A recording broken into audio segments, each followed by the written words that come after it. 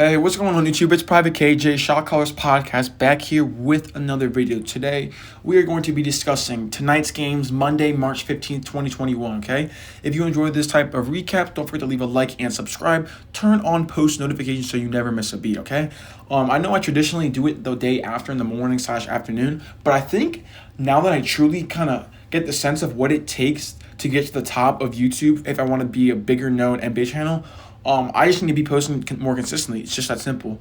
I do post for the most part at least every day. I did have a little time span where I was at Florida, so I didn't post for about a week. And then while the NBA All-Star game was going on, I didn't really have much to post, so I was like 3 days dry. I'm back though on the daily grind like I usually am, because as long as there's NBA games to play, I will be posting. But with that said, what I'm going to do is start posting twice a day until I get back, and for the time being until I leave. Now, I understand 14 weeks is a long time, a gap, that I will be gone. But I'm just going to work that much harder to bring my YouTube channel back into fame, okay? This is something I really want to take seriously. And yeah, that's just that simple. Let's get right into it. So the first set of games, we have the Hornets versus the Kings, okay? Now, this game was so fun to watch. If you did not tune in, oh boy, I swear to God, it's always the Hornets that I'm talking like this about. How I'm just like, if you do not tune in, you're missed out. If you not see the end of the game, especially because that's when I really sort of tuned in and kind of clicked off all the rest of the games, that was really time to check in. Okay, Gordon Hayward had this nice on De'Aaron Fox's head dunk. That was tough. Everyone was going crazy. Devontae Graham was hyping him up. And then like a few possessions later, Terry Rozier hit like clutch three to basically, I don't want to say seal the game, but basically give him a comfortable lead. They were up 3 after that. I did start Cody Zeller for fantasy today. Did not shoot the ball well, but 15.5 points at my utility spot. I'll take that. My team is currently second in fantasy basketball, and I think honestly I might do a fantasy basketball YouTube channel at some point as well, just because I know so much about the NBA, and this was actually my first year doing fantasy basketball, and I know so much about the NBA personally since I paid attention so much. I kind of like already knew like what to expect and what to do good. Now, our scoring settings are a bit weird, or like they're actually pretty bad just because it's our first year, but we now know what to do next time. But I have players like Ben Simmons, Trae Young. It's a 14-man league, by the way. Ben Simmons, Trae Young, Chris Paul, Kristaps Porzingis, Kawhi Leonard. My team is stacked. I'm currently second right now, behind first place by 20 points in one game below. Anyways, let's keep going on. Like I said, Gordon Hayward, amazing game, very efficient, 25, 8, and 4. Not the best shooting performance from Cody Zeller, though. It's okay, though. Terry Rozier, not the great efficiency-wise, but 26, 4, 3, and actually played some pretty solid defense on the stretch. Excuse me. That's what I was really liked to see. Lamelo Ball didn't like a waff or anything, but still a solid game. Malik Monk doing his thing off the bench did not contribute in the scoring department, but there was a lot of spurts where, surprisingly, like midway through the games, Malik Monk got some stops. I was genuinely surprised that his defensive impact, albeit on about 14 minutes, wasn't like insane, but I was kind of surprised. Devontae Graham chipped in 12. Yeah, so I'm here to talk about the Kings. I'm going to keep it brief, like 3 minutes or so. Let me talk about how Rashawn Holmes just was an absolute beast today, 17, 15, and 6. Buddy Hield, 23. De'Aaron Fox, damn near triple-double. Sorry, I was looking at field goal mains. I didn't think so. 29 and 8, though, still really good. It's sad to see that Tyrese Halliburton didn't have a great game. I was so sure he was going to be the Rookie of the Year based on how he played at the start of the season, and how the fact that the Hornets weren't playing Lamelo Ball all that much, but nonetheless, it's okay. It is sad to see, though, Marvin Bagley did have a hand fracture, and this is just another of the latest injuries, severe injury of Marvin Bagley, and that's so upsetting to see. That's just so upset. He's going to go down as a bust just because of the injuries. I truly think if he had the right opportunity, and the fact that it's Sacramento, honestly, if he had the right opportunity, I think things would be a lot different. Next up, though, I'll come back to the Kings in another video. Let's move on, though, to the Bucks and the Wizards, because make sure I get through all of these. So, this game was very interesting. Rui, so glad he keeps continuing to keep the hot streak alive, 22, 7, and 5. Bradley Beal torches 37 points on amazing efficiency. Westbrook on better, I guess, solid efficiency, 23 and 17. Denny had a decent, like, all right game, 11 points off the bench. Not much bench production, though, overall from the team, from us. Davis Bertans did shoot well, only on 9 points, though. He needs to get more shots up. He should not be shooting 3 or 5. He needs more shot attempts. Plain and simple. I already went on a rant talking about the Wizards and the Bucks. So there's really no need to kind of rant about them again for a second video in a row. But Middleton chipped in 23, 5, and 3. Giannis doing his thing went crazy. Triple-double, 31 points. Three steals, I think, 2 and a block. But we already know he's that good on defense. Brook Lopez playing out of his body, 22 points. He did it really good. Drew Holiday chipped in. It was just a solid overall performance by the whole team because Bobby Portis and Brent Forbes combined for about 23 points. Nothing much for me to talk about here. It was kind of the same thing that I kind of saw. The Wizards would just hang around with the Bucks. Definitely a different type of game. I'm not going to say it was the exact same game, but it was just a sense that, like, the Wizards would hang around with the Bucks, but we knew the inevitable at the end of the day, and that we knew that they weren't going to win that game. Next up, though, I did not watch Spurs and Pistons, but I chipped into the Nets and Knicks at the end of the game. Wow, that was a thriller, and it is going to be a controversy tomorrow. I promise you. Julius Randle got sold, albeit it was not the best shot. I understand that. James Harden, 21. James freaking Harden is just a beast, man. Kyrie Irving putting up MVP numbers, 34 points. Not much bench production from them, but who needs bench when you have Kyrie and James Harden? For the New York standpoint, though, Julius Randle, 33, 12, and 6. Amazing game from him. RJ Barrett, one of his better games on, like, efficiency, a little bit below average, but it's fine at the end of the day. Reggie Bullock, though, stepped up huge with 19 points. Was not enough, though, at the end of the day. I really wish Obi Toppin would get more minutes, and I kind of understand why. I honestly don't think he's ready. I'm really hoping he's not a bust because the Knicks do not need another bust. I'm really hoping.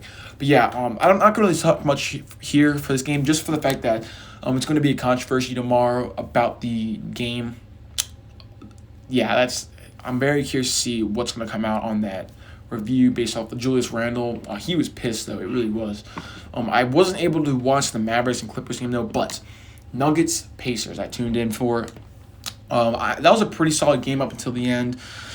I had this feeling that the Nuggets were actually going to pull away, to be quite honest. Now, they did go on a third-quarter comeback, which does scare me for the simple fact that the Nuggets have a tendency, because they're not that great of a defensive team, even though they want to be, they just can't defend like that because they don't have the personnel personally.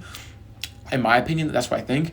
They sometimes let these spurts up. And I'm not saying they give up the most comebacks or anything, but you can just see throughout the course of the game, they seem to kind of let the pedal off the gas, and they allow teams to at least fight back into the games. And that's what truly scares me when it comes to the playoff team and why I don't think they're a true contender.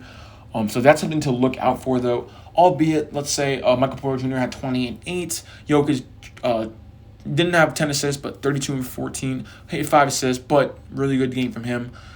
He had 4 steals, too.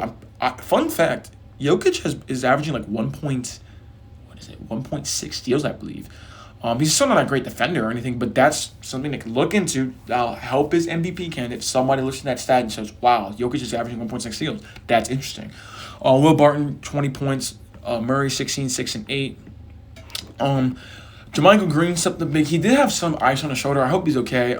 I didn't actually really notice that because I was still at open gym, but I was literally watching like most of that game, and then I did play one more game because I needed one, so maybe I missed the time that Jermichael Green hurt his shoulder. But yeah, he still had a solid game. Peter Dozier being the kind of 3-and-D sort of young player that they have. Facondu, sorry if I pronounced it wrong. Facondu Campazzo. I always call him by his last name because I can't pronounce the first name. Literally exactly like TJ McConnell. I love Campazzo. 6 assists and 3 rebounds off the bench. Bro, I love this man. He leaves it all on the floor. He plays hard. He understands he's not the biggest on the team, but he can play the hardest, and that's something that I really appreciate. Him and TJ McConnell are like literally one of my favorite, if not my favorite players in the game.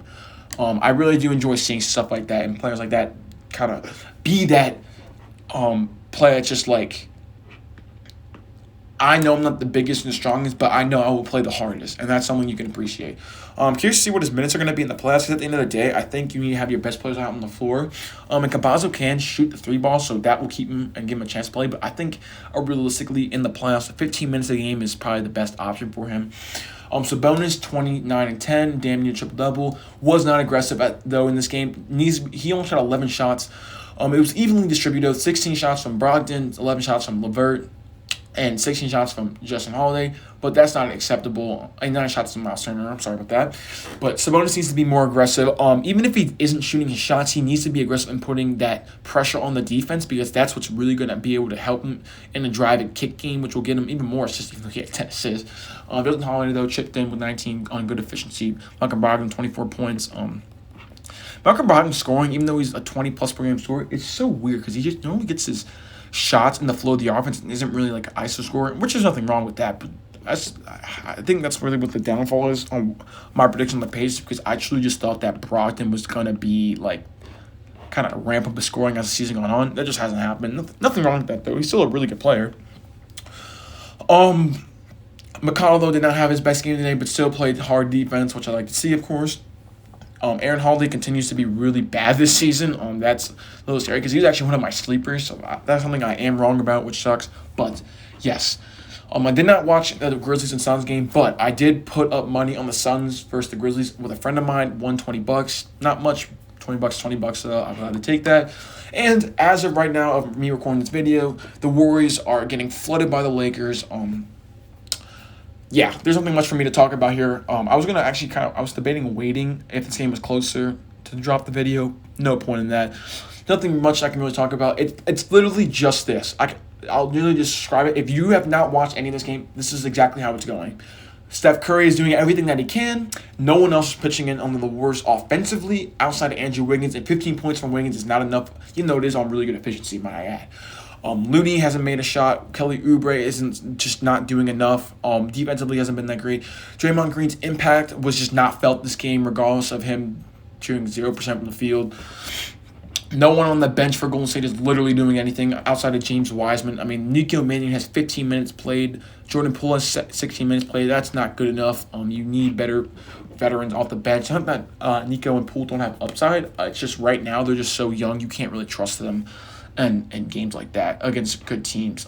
For the Lakers standpoint, though, let's move on to that because there's not much really to talk about for the Warriors. LeBron's doing his thing, triple-double on really good efficiency, playing some really good perimeter defense, which I'm really like to see. He's still playing solid defense, even without Anthony Davis.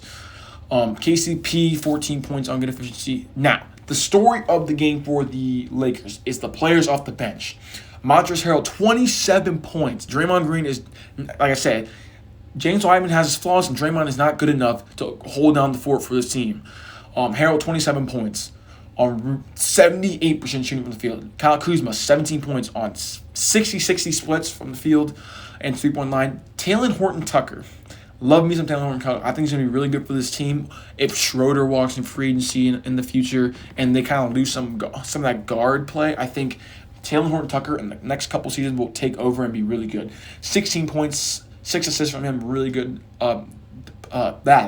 Really good play from him. Wesley Matthews, albeit on terrible efficiency game, 3 points in 20 minutes. He did pitch in some solid defensive effort, although he is a bit washed at this point in his career. There were times, though, that he was able to kind of keep up with their bench unit, just because the bench unit for Golden State is not good at all. So, yeah, that's really it for that. That will basically recap all the games that I was able to get through. So if you enjoyed this video, like I said, don't forget to leave a like and subscribe. Turn on post notifications so you never miss a beat. Private KJ out.